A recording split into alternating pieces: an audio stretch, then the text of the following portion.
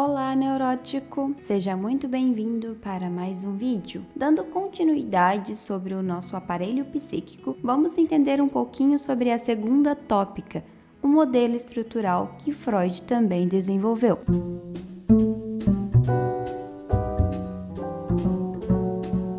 Para a gente conseguir entender os próximos capítulos de Freudiano com Sofia, é preciso entender como funciona e como se dá o nosso aparelho psíquico. Por isso, já vou deixar aqui no card o primeiro vídeo sobre a nossa primeira tópica, o modelo topográfico. Agora, vamos então partir para o segundo modelo, o modelo estrutural. O modelo estrutural vai vir então para compor o primeiro modelo do aparelho psíquico. O segundo modelo, então, ele não é excludente, e sim inclusivo. No segundo modelo, vamos ter outras estruturas. Além do inconsciente, pré-consciente e consciente, temos agora o ego, o id e o superego. Só lembrando brevemente, o primeiro modelo, quando tratamos do inconsciente, pré-consciente e consciente, estamos falando de topografia, exatamente lugar. E é exatamente nesse lugar que nós vamos encontrar o segundo modelo, a estruturação dele. Vamos ter então inicialmente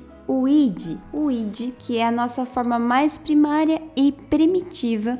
O id reside dentro do nosso inconsciente, ele é inteiramente inconsciente. Porém, é preciso ressaltar que o inconsciente não é apenas id. O id funciona então como um reservatório de impulsos. É ali onde todos os nossos impulsos, todas as nossas energias, todos os nossos desejos moram. E é do id que vai vir essas pulsões. Para que você consiga observar e entender de uma forma bem simples, imagine um recém-nascido. Um recém-nascido, ele é puramente id. Do ponto de vista econômico do nosso aparelho psíquico, o id ele funciona como uma fonte de energia, então, de impulsos, de coisas ou desejos que precisam ser realizados. Da parte funcional, o id funciona segundo a regência do princípio do prazer. Então, o id ele vai sempre estar buscando prazer. Ele é a nossa criança chorona que vai estar ali sempre pedindo e querendo algo. Do ponto de vista dinâmico, o id ele vai interagir com as nossas funções, com a função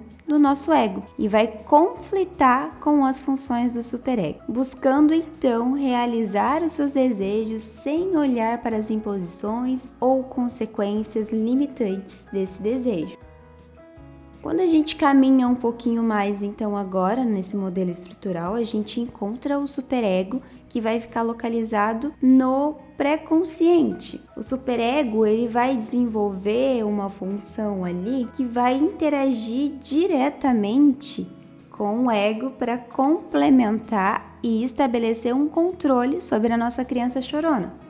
O superego, então, ele consegue atingir algumas camadas do inconsciente para proteger o nosso ser, proteger o indivíduo de algumas condições, de alguns desejos, de alguns impulsos que são mandados pelo id. Então, para que esse controle do id seja possível, o superego ele atravessa essa camada, ele se estabelece nessa ponte que é o pré-consciente para conseguir captar essas pulsões e saber se elas devem ou não chegar ao nosso consciente para poder ou não ser realizada. No superego, a gente vai encontrar esse controle baseado nas normas, nas regras, na moral, no costume e tudo aquilo que é ensinado pelos pais. Então, o nosso superego, ele nada mais é que uma representação familiar, tudo que é primeiramente ensinado através dos pais. O superego sempre vai buscar deixar tudo perfeito, tudo moralmente ajustado,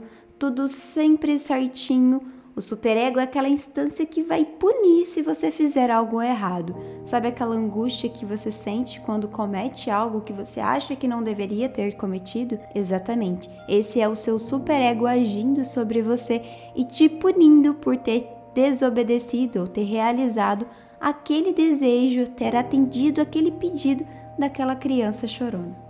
Vale lembrar que quanto mais o superego consegue adentrar dentro do inconsciente, mais contato com o id esse superego vai ter, e assim maior vai ser a punição, porque aí o superego consegue ver todas as facetas, todos os desejos mais ocultos do id e colocando ali então em cima desses desejos imposições, limitações e sempre dizendo não. Agora imagina, como é que você diz não para uma criança que está chorando e pedindo por algo? É exatamente esse o conflito que o id e o superego têm.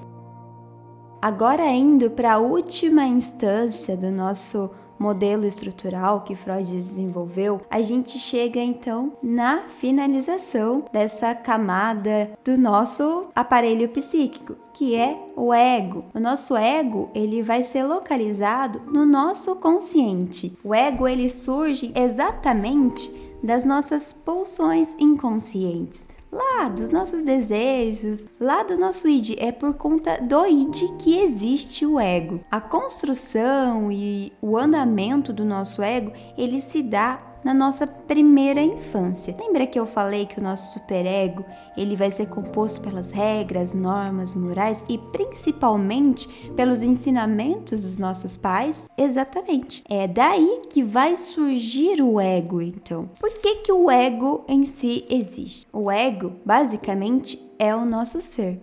O ego é a nossa personalidade. O ego é o indivíduo completo. Então, para que esse conflito, essa briguinha entre superego e id seja um pouco mais sustentável, vamos se dizer assim, existe então, ou dá-se então a criação do ego para conseguir mediar estes conflitos. Então, o funcionamento do ego é exatamente de mediador. Tenta imaginar assim, né? O nosso id é o réu, aquele que quer realizar os desejos a todo custo. O superego é o nosso juiz, que vai julgar os nossos atos, mas o ego é o nosso advogado, que vai tentar mediar e encontrar um acordo ali entre réu e juiz. O ego, então, ele interage e tenta harmonizar, né? Trazendo um pouquinho mais de calma, de sustentabilidade para as situações vivenciadas. Ele filtra, então, os desejos e as pulsões que ele recebe do id, daquela criança chorona, e vai filtrar também as ameaças que o superego impõe. E aí ele coloca ali numa balança o desejo do id, as ameaças do superego, e ele consegue então balancear essa estrutura para conseguir compreender ou entender como ele vai mediar essa relação entre id e superego. Como vai ser possível atender os pedidos do id sem que o superego puna, ou como ele vai se livrar desse desejo do id para não ser punido pelo superego. O ego, ele até consegue chegar um pouquinho aqui na parte mais baixa do nosso inconsciente, então ele chega até o pré-consciente, mas maior parte do nosso ego, ele é consciente, exatamente porque o nosso ego, ele está vivendo através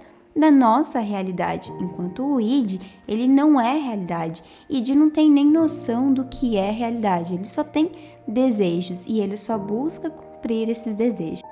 As funções mais essenciais do nosso ego, então, é a percepção, o reconhecimento, as memórias, a atenção, a comunicação, a interação com esse mundo real, com esse mundo externo e principalmente a dinâmica do ego é exatamente a interação e buscar mediar esses confrontos vindo do nosso id e do nosso superego. Indo para o trabalho que é mais complexo do ego, a gente chega ali um pouquinho então nessa pequena parte inconsciente do ego que é angústias, os recalques, os mecanismos de defesas, as repressões, a formação de símbolo. É aqui que surgem essas questõezinhas. E por que existem esses mecanismos de defesa? Exatamente porque o ego precisa ter algumas válvulas de escapes como defesa do superego, porque com essa defesa o ego consegue mediar os desejos do id